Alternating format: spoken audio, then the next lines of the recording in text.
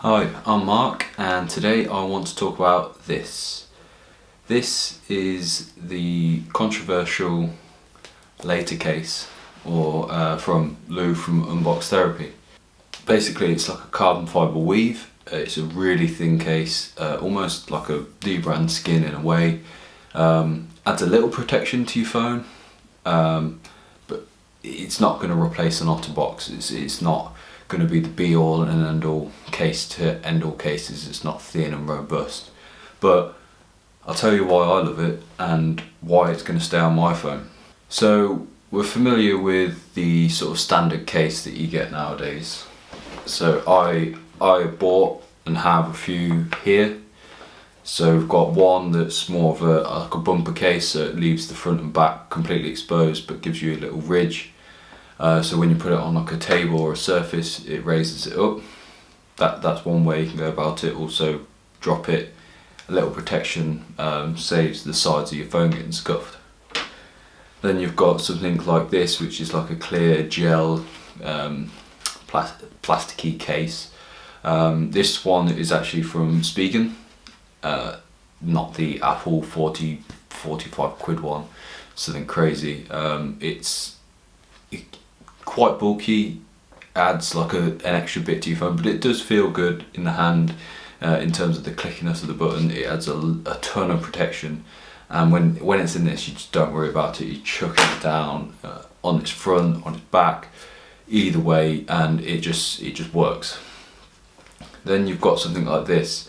I primarily bought this because it was the same colour as an Apple Watch strap that I had. They do that colour from Apple, but only for the iPhone 11 Pro and Pro Max, not for just the standard 11 that I have. So I found this on at Amazon. Really liked it when it came. I loved the idea of having to match my watch strap, and it did match it like really well in colour. But every time you pulled it out of your pocket, it's so grippy that once you pull it out, your whole pocket is almost inside out. Anything else that's in your pocket, you're sort of falling out. And then there's like fluff and things that attach to it. So this really didn't stay on my phone very long. When I ordered this, I almost knew that I wasn't going to like it, because I've had cases similar to this in the past, and it's just annoying to use and get out of your pocket. Again, good amount of protection. Probably didn't feel as secure as it did in the clear one from Spigen. However, it never bothered me when it was in this case. So before I go into why I love this case, I need to sort of tell you a little bit of background. So at the moment I have the black iPhone 11. I did actually have a red iPhone 11 before this. However, I dropped it. Well, no, I didn't drop it actually. It slipped out of a pocket. You know those hoodies that you have like a big like pouch almost that you can put both hands in from either side. It just slipped out of one of them when I was washing the car and fell at about a foot. It didn't have a case on at that point. I actually had this clear one on it a day before. I took it off because I've never really been a case person, and I've never actually really I've dropped an iPhone 4 before and smashed that, but other than that I hadn't really broken many of the phones. So I thought, right, I prefer my phone naked. It's how it was intended to be used. It feels thinner, it's nicer, let's use it that way. And then a day later I dropped and cracked the back of my phone, which bugged me so much that I ended up selling it and buying a new one. Luckily it didn't cost me too much, because I got the first one and this one actually for a good price on eBay that someone didn't want. However, it still cost me money, and it was more money than buying a case. So that brings me on to my first point, that a lot of controversial things have happened with this case. I'm not really going to get into those, but one of them is that it cost too much. So this was $55 with shipping, but then I got a $10 refund because I was an early adopter, which is great. However, $55, I can't remember how much that works out to in pounds. How much is $55 in pounds? So around £42, and that's literally what it cost me to change my phone back from having a smash one to a not smash one. In the process, change the colour. I didn't like the red after a while because it was just very bright and in your face. So first thing, it's not very expensive. Two, people are saying it's not gonna protect your phone. Why would you pay that for something that's not gonna protect your phone? And I agree that cases like this or these are probably gonna protect it more than the thin carbon fibre weave. This definitely could snap so easily. It will, from that foot drop that I dropped my old phone from, it would have protected it, and it would have saved me money and time and effort of having to swap my phone and not having a phone for around a week while I was waiting for the new one to come. This will protect it in a way.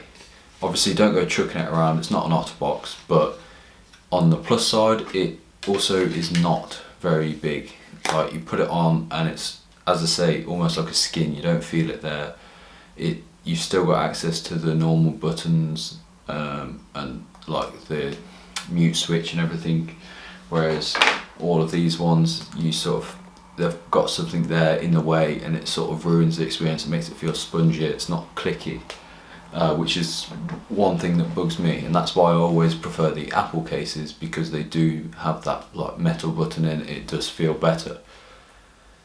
So this case, another reason I love it is the texture of it. It's really nice, like stupidly nice. You find yourself like just stroking it every now and again when it's in your pocket. It's, yeah, one of the reasons that it's most likely going to stay on my phone.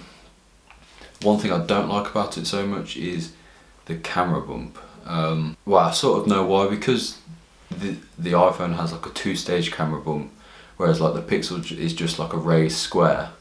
On the Pixel one, it's all nicely ramped up to it and looks really smooth, and I think Lou's done a great job of designing that. Whereas this one, I do feel like it's more of like a lip, which is quite annoying. The camera bump in general on the iPhone annoys me. As you can see, it rocks when it's on the table. But I understand why he's done that. You can, if you ramped up to it, it would be higher up than the first stage bump that was in there, to be in line with the actual lenses and protect them. So it does add protection, I understand that.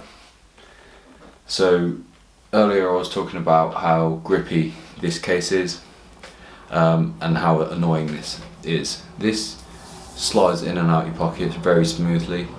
However, when I've got it on the side of my chair or somewhere in my car, it grips. It's grippier than the glass that is on the back of the iPhone. So compared to a naked phone, it also isn't slipping in and out of things like it would, but it's not restricting me as this case would. So really, they're my thoughts on this case. Is it worth the money? Yes, I think it is. I like that it's thin. I like that it doesn't feel like there's a case on my phone, and it does add a little bit of protection. However, if you're someone who drops your phone all the time, don't get this case, because it's not going to protect it in the way that you want. And the money side of it, yes, you can get cheaper cases. Yes, you can get more expensive cases, but I think this is a good in-between ground. However, one thing to bear in mind, the packaging that it came in, and I have seen that Lou's actually addressed this, is that it's just a bit bland and cheap. I understand what he was going for, the minimalist approach. However, some sort of branding on there, or the case itself, I think would have added a little bit more, because when you get that case out, it does feel thin and light and a bit cheap, to be honest. But that's because of the materials it's made out of, and because it is thin and it is light because of that. However, I think if the unboxing experience was a little bit more premium, you wouldn't feel so bad about spending the 45 on it. But at the end of the day, I'm still happy with it. I'd still recommend it to people.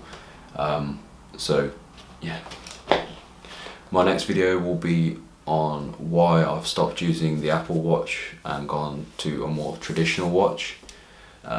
So please subscribe for that one, give us a thumbs up if you like the video, and I hope you like the sort of new image. I've recently changed my camera back to Canon, so stay tuned if you want to learn more on that.